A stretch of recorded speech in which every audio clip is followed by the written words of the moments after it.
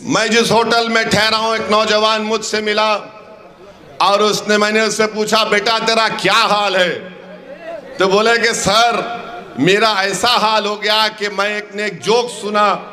उसने कहा कि जोक है ये, कोई हकीकत नहीं है। उसने कहा कि उसकी जिंदगी की तकलीफ बयान की।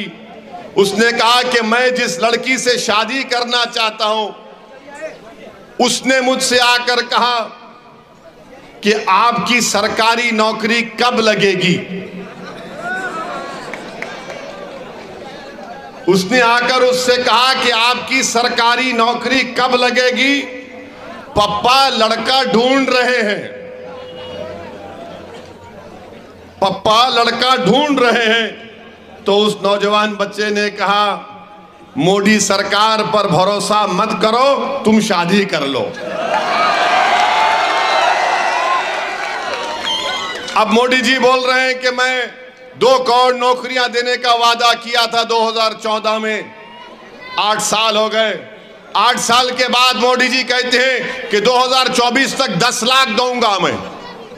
माने 2014 में वादा किया था कि हर साल 2 करोड़ 2 करोड़ 2 करोड़, कितने हो गए? 16 करोड़ नौकरियां मिलने चाहिए थी। अब उन्होंने कम करके कहा कि 10 लाख ले लो।